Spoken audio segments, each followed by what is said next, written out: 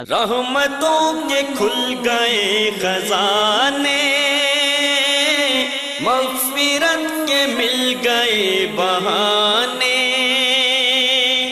موسم بہار لوٹ آیا، گاؤ رب کی حمد کے ترانے، بولو نیکیوں کی میٹھی بولی، آؤ رحمتوں سے بھر لو جھولی۔ رمضان کی تیاری میں جو دوسرا اصول ہے سلامت الصدر، آپ کس مبارک مہینے میں داخل ہونے لگے ہیں، جس طرح آپ نے نیت کو خالص کیا ہے، اس سینے کو حسد، بغض، عداوت، تعصب، عصبیت، انتقامی جذبات، اس طرح کی تمام مذموم صفات سے اپنے سینے کو خالی کر لیجئے۔ کیوں خالی کر لیجئے؟ اللہ رب العزت کے نزدیک وہی سینہ پسندیدہ ہے جس سینے کے اندر اس طرح کے جذبات نہ ہوں۔ جب سوال کیا گیا ای الناس افضل، سب سے افضل کون ہے، تو آپ نے فرمایا کل صدوق اللسان مخموم القلب، زبان کا سچا اور مخموم القلب۔ صحابہ نے سوال کیا یا رسول اللہ صلی اللہ علیہ وسلم، یہ صدوق اللسان، زبان کا سچا ہونا، یہ تو سمجھ آ گیا، یہ مخموم القلب کیا ہے؟ آپ نے فرمایا هو التقی النقی الذي لا اسم فيه ولا بغي ولا غل ولا حسد، ایسا متقی انسان، ایسا غنی انسان جو اللہ کی طرف ہی اپنے ہر پکار کا رخ کرتا ہے، لیکن اس کا دل کیسا ہے؟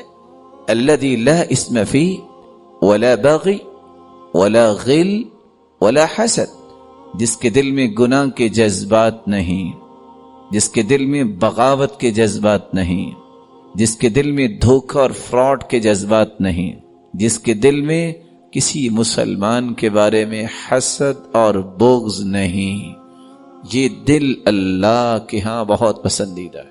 سعد بن معاذ رضی اللہ تعالی عنہ، جن کی عمر جب دنیا سے گئے ہیں تو 36 یا 37 سال تھی، 30 سال کے بعد یہ مسلمان ہوئے ہیں، اور ایمان کی حالت میں انہوں نے 6 سال یا اس سے کچھ زیادہ گزارے ہیں۔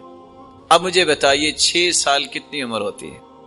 لیکن اللہ تعالیٰ کو اس شخص کا دل اتنا پسند تھا، جب مسجد میں بیٹھے بیٹھے اللہ کے رسول نے فرما دیا سَيَطْلُعُ عَلَيْكُمُ الْآنَ رَجُلٌ مِنْ هَذَا الْفَجْ مِنْ أَهْلِ الْجَنَّةِ، اب اس دروازے سے جو شخص آئے گا وہ جنتی ہوگا۔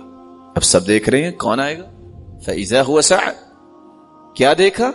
سعد رضی اللہ تعالیٰ عنہ آئے، جنہوں نے بائیں ہاتھ میں جوتی پکڑی ہے اور دائیں ہاتھ میں کونٹھی پکڑی ہوئی ہے، وَتَقْطُرُ لِحْيَتُهُ مَاءً، اور ان کی داڑھی مبارک سے پانی کے قطرات گر رہے ہیں۔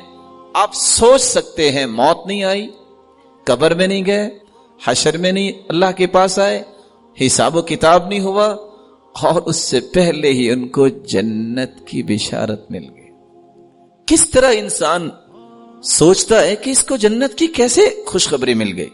صحابی ان کے گھر گئے، 3 دن رہے، پوچھا بیٹا کیسے آئے تھے؟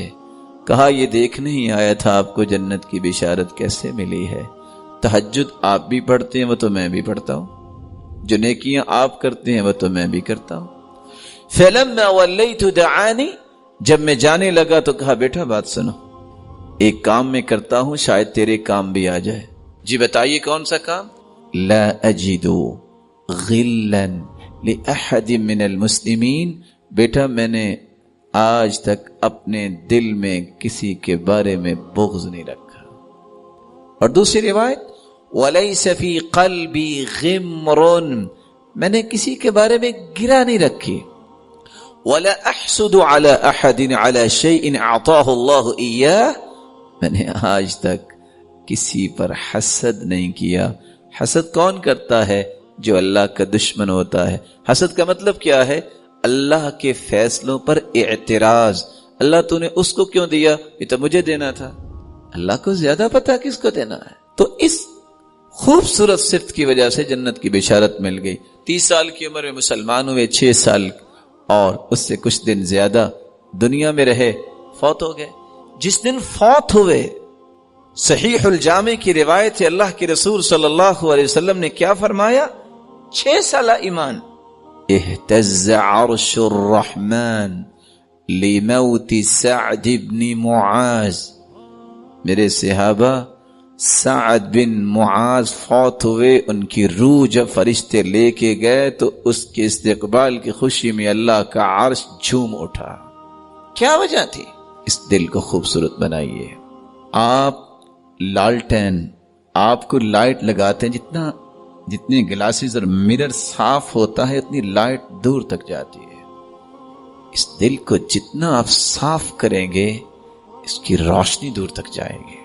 اس لیے ساری دنیا کے سودے آپ ہار جائیں، آپ کو پریشانی نہیں ہونی چاہیے۔ دل کے سودے میں ہار کو برداشت نہ کیا کریں۔ نہیں، میں نے اپنے دل کے اندر کوئی چیز نہیں رکھنی، وگرنہ میرے سارے اعمال اکارت چلے جائیں گے۔ اس لیے دوسرا کام جو ہے اخلاص کے بعد، وہ ہمیں اپنے دل کو ہر قسم کے حسد اور بغض سے پاک کر لینا چاہیے۔ اور یہی وجہ ہے فضیل ابن عیاض کہا کرتے تھے، لم یدرک من عندنا من ادرک بکثرت صیام ولا صلاة وانما ادرک بسخاء الانفس وسلامت الصدر والنصح للامہ۔ لوگوں ایک بات یاد رکھنا، کون کہہ رہے ہیں؟ فضیل ابن عیاض۔ سلف صالحین، نیک لوگ جو فضیلت لے کر گئے ہیں، وہ زیادہ روزے رکھنے کی وجہ سے نہیں، زیادہ تہجد پڑھنے کی وجہ سے نہیں، 3 وجوہات سے ان کو اللہ نے مقام دیا۔ پہلی وجہ، بسخاء الانفس، ان کے دل بڑے سخی تھے، ان کو دنیا کا نشہ نہیں تھا۔ دوسرا، سلامت الصدر، ان کے سینے اتنے سلامت تھے، اتنے پاکیزہ تھے، کسی کے بارے میں کوئی حسد بغض نہیں تھا۔ اور تیسرا، النصح للامہ، ان کی ہر وقت یہ تڑپ ہوتی کہ امت کی خیر خواہی کیسے ہو سکتی ہے، امت کے ساتھ ہمدردی کیسے ہو سکتی ہے۔